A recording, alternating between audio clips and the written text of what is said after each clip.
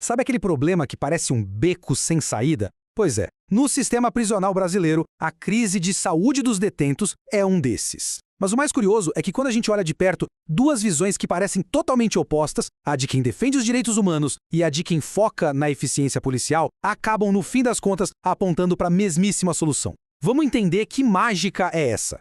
Essa frase, ela é forte, né? E resume o centro da questão, pena de morte branca. É uma metáfora, claro, mas uma que descreve perfeitamente o que acontece quando o Estado, por pura negligência, simplesmente deixa um detento com uma doença terminal morrer sem cuidado, sem dignidade alguma. Não tem uma execução oficial com data marcada, mas o resultado, no final, é o mesmo. É uma sentença de morte, só que executada pelo abandono. Então, o nosso caminho para destrinchar esse assunto vai ser o seguinte. Primeiro, a gente vai a fundo no que significa essa tal de pena de morte branca. Depois, vamos ver como isso, na prática, viola a lei e, ao mesmo tempo, cria uma ineficiência gigantesca para o sistema. E aí a gente mostra como esses dois problemas se encontram numa solução única, que une justiça, eficiência e, claro, dignidade. Ok, vamos lá. O nosso ponto de partida aqui é um fato bem simples da nossa legislação. A única pena de morte que existe no Brasil é para crimes em caso de guerra declarada. Ponto. Só que a realidade dentro dos presídios criou uma outra versão, uma não oficial, sabe, uma sentença de morte indireta que acontece pela falta de cuidado médico básico. E é aqui que a gente vê o tamanho da contradição. De um lado, a lei é super restrita, só permite a pena de morte oficial em um cenário extremo de guerra. Do outro, o descaso do dia a dia cria essa pena de morte velada, que atinge os mais doentes. É uma falha moral gigantesca e uma contradição legal que salta aos olhos. E essa contradição não é só moral, não. Ela é ilegal. E é aqui que a gente entra na nossa primeira linha de argumento. A violação clara, direta, da lei. O Estado simplesmente não está cumprindo o seu dever mais fundamental. O ponto crucial é este.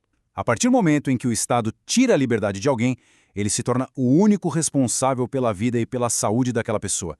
Isso não é um favor, não é uma opção, é uma obrigação. Está escrito lá com todas as letras na Constituição Federal e na Lei de Execução Penal. E se alguém duvida que o Estado está falhando, olha só esse número. Presídios superlotados, sem ventilação, sem higiene, viram verdadeiras incubadoras de doenças. A chance de pegar tuberculose lá dentro é até 30 vezes maior do que aqui fora. É um dado chocante, que mostra como o ambiente da prisão hoje não ressocializa. Ele adoece e mata. No juridiquês, isso tem um nome: improbidade indireta. E o que isso quer dizer? Quer dizer que, quando o Estado ignora um preso doente, ele não está sendo só ineficiente ou desorganizado. Ele está ativamente descumprindo a lei que ele mesmo criou. E isso é uma violação gravíssima. Agora, vamos virar a chave. Vamos deixar a questão humanitária um pouquinho de lado e pensar com a cabeça de quem está lá, no dia a dia da segurança pública. Para esses profissionais, essa crise de saúde nos presídios é um verdadeiro pesadelo logístico. É um desperdício enorme de tempo, dinheiro e de gente. Tenta imaginar a operação.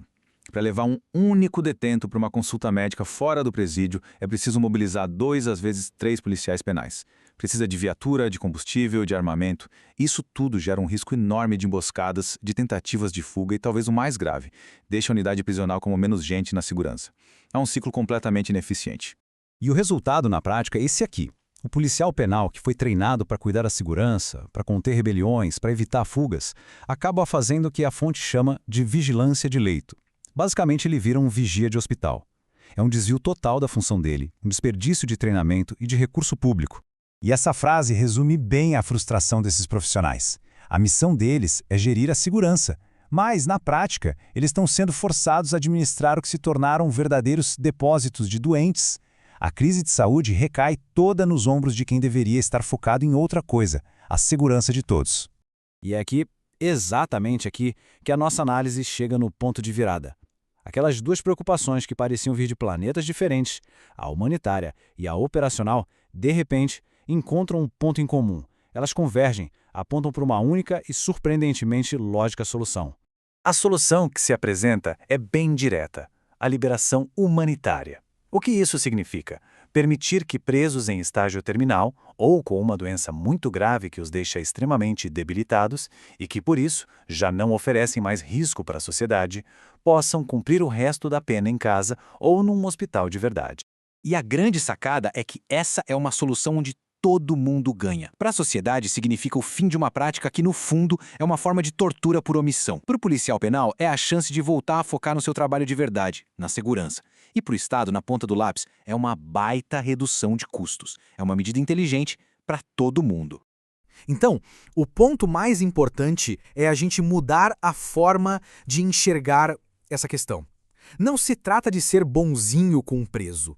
Se trata de ser inteligente, de usar os recursos da segurança pública de forma estratégica, focando em quem realmente representa um perigo para a sociedade. É uma questão de gestão, de eficiência. E assim a gente chega na conclusão da nossa análise, amarrando todas as pontas. A proposta que surge se sustenta basicamente em 3 pilares muito fortes. Resumindo a ópera, o desencarceramento humanitário é, primeiro, uma medida de justiça fiscal, porque evita que o Estado tome processos milionários por negligência. Segundo, é uma medida de eficiência policial, porque libera os agentes para o que eles realmente têm que fazer. E, acima de tudo, é uma medida de dignidade humana, que simplesmente cumpre o que a nossa Constituição manda. A gente termina com essa pergunta que fica para reflexão, porque a forma como uma sociedade trata os seus membros mais vulneráveis, mesmo aqueles que cometeram crimes, diz muito sobre ela. Deixar uma pessoa morrer de forma indigna, numa cela fria, sob a sua guarda, é uma escolha. E é uma escolha que tem consequências para todos nós. Se essa análise fez sentido para você, se te ajudou a enxergar esse problema por um novo ângulo, se inscreve aí no canal e ativa as notificações, assim você não perde as próximas. Muito obrigado pela atenção